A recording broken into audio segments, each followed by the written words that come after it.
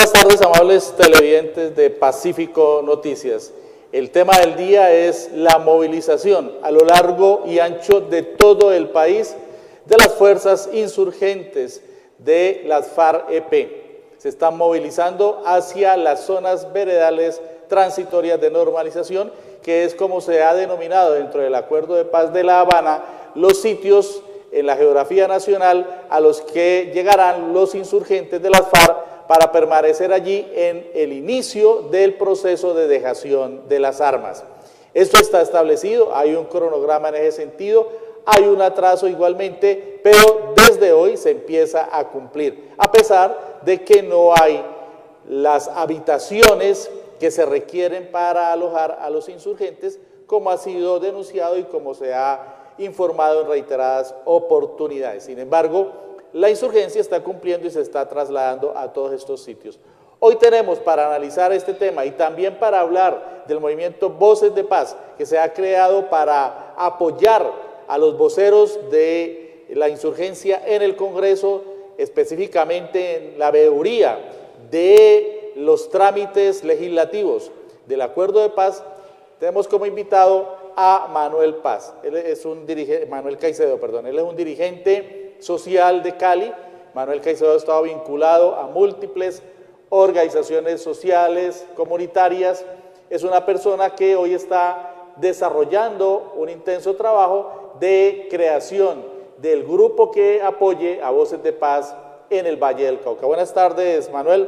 Bienvenido a Pacífico Noticias. Buenas tardes, Alfonso, y buenas tardes a la audiencia fiel de este programa. Bueno, empecemos por lo que está ocurriendo con el desplazamiento de la insurgencia a las zonas veredales transitorias de normalización. ¿Usted cómo observa todo este proceso que debemos considerar histórico? Porque ya se empieza a materializar el inicio de todo ese proceso de dejación de armas por parte de la principal fuerza insurgente del país. Bueno, efectivamente, entre todos los actos, entre todos los hitos que ha tenido este proceso de paz entre las FARC y el gobierno de Juan Manuel Santos, todos los hitos que han sido denominados históricos en uno u otro momento, el inicio de las conversaciones, la llegada de los acuerdos, la firma de ellos, pero este de hoy realmente tiene las características de histórico que usted señala, porque se trata ni más ni menos que del inicio de la espera más anhelada por el pueblo colombiano y por la propia insurgencia, que es la dejación de las armas. Sin embargo, pues hay que decir que es un sabor agridulce el que nos muestra este momento. Yo creo que debe tener una cobertura muy amplia lo que está pasando, debe ser muy emocionante ver a centenares, a miles de guerrilleros y guerrilleras desfilando en paz y en medio de cánticos de paz hacia sus zonas de concentración, pero también es muy agrio que el gobierno ni siquiera en esa parte haya cumplido plenamente sus compromisos. Han señalado algunos y algunas combatientes que, para decirlo gráficamente, vivían mejor en el interior de la selva que en lo que hoy son las zonas veredales, no han sido adecuadas, falta buena alimentación y en buenas condiciones, pero en fin, lo importante es que la opinión pública, el país entero, sobre todo los sectores populares que más han sufrido el peso de la guerra, vean que las FARC está cumpliendo su palabra empeñada, que está siendo fiel a sus compromisos y que hoy está dando el carácter de irreversible a todo este proceso. Pero hay personas, Manuel, que parecen no entender esto, sobre todo aquellos que están vinculados con grupos y sectores de derecha y de extrema derecha en nuestro país, y de igual manera por parte de grupos paramilitares que vienen creando zozobra, desarrollando una serie de amenazas contra líderes populares, y lo más lamentable, se viene presentando una ola de crímenes contra reclamantes de tierras, contra defensores de derechos humanos, en contra de activistas sociales, en una especie de acción para tratar de minar la base social de quienes apoyan el proceso de paz. ¿Usted cómo mira esta situación que tiene que ver mucho con la historia de nuestro país? Porque hechos similares y mucho más graves se presentaron Cuando se produjo un primer acuerdo de paz en 1984 entre las FARC y el Estado, se creó la Unión Patriótica y se desgranó pues esa lamentable historia de más de 3.000 asesinatos de miembros, de dirigentes de esta organización política. Usted, que es una persona que ha estudiado también y que reivindica esa historia, ¿qué análisis hace de lo que está ocurriendo? Sí, efectivamente, yo soy un sobreviviente de la Unión Patriótica. Estuvimos en ese proceso y no nos morimos porque en una guerra no se mueren todos, pero en este caso no es que estos sectores no lo entiendan, al contrario, es porque lo entienden perfectamente.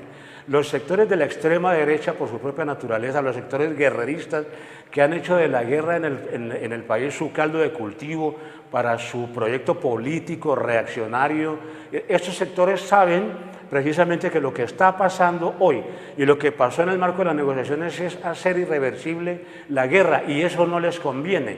Y la ofensiva que han lanzado es precisamente para que haya regresiones. Así como ayer hicieron una campaña sucia de mentiras y de trapisondas, como lo dijo el propio Movimiento Centro Democrático, para hacer ganar el no en las elecciones del 2 de octubre, asimismo ahora han echado mano de sus otras cartas de la extrema derecha, las cartas más sucias, que es los asesinatos contra el pueblo y la calumnia permanente contra el movimiento. En este momento no sabemos cuál va a ser la reacción del gobierno, pero la verdad es que los crímenes son imparables, todos los días se da cuenta de uno, lo que tú has mencionado, reclamantes de tierras, por ejemplo, que es el tema más sensible porque es a través de la violencia que se han apropiado de las tierras del campesinado colombiano.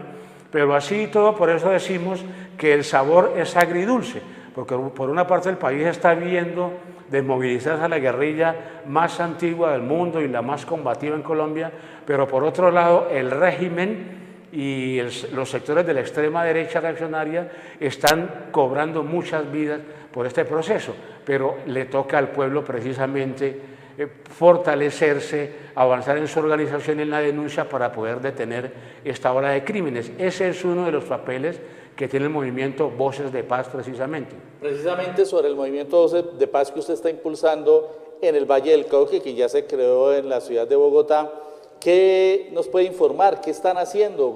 ¿Cómo va la creación de este movimiento en nuestra región? Bueno, el 10 de enero se hizo la primera reunión después de la creación en Bogotá del movimiento en Ibagué. En Ibagué estuvo el compañero Jairo Rivera con una serie de dirigentes, hombres y mujeres de la región, y se creó el primer grupo. El segundo lo hicimos el pasado jueves aquí en la ciudad de Cali, en la oficina de nuestro movimiento en el edificio Sacur. Ya tenemos que desde el jueves a hoy hemos realizado varias reuniones en municipios para crear otros grupos más pequeños. Ya tenemos que estamos organizando la traída del dirigente nacional Jairo Rivera al Valle del Cauca para que recorra Tuluá, Buenaventura y Cali los días 22, 23 y 24 de febrero. Y ya tenemos que ha habido un gran respaldo ciudadano en torno a esta iniciativa. Nosotros creemos que fortalecer esos movimientos y preparar las condiciones para que en mayo se haga la asamblea de creación del partido político de las FARC es el mejor aporte que podemos dar a la consolidación del proceso de paz.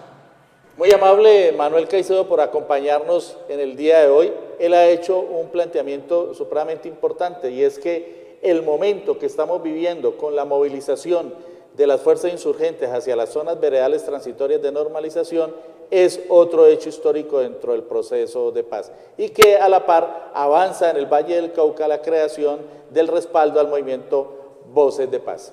Vamos a un corte de comerciales y volvemos con más información.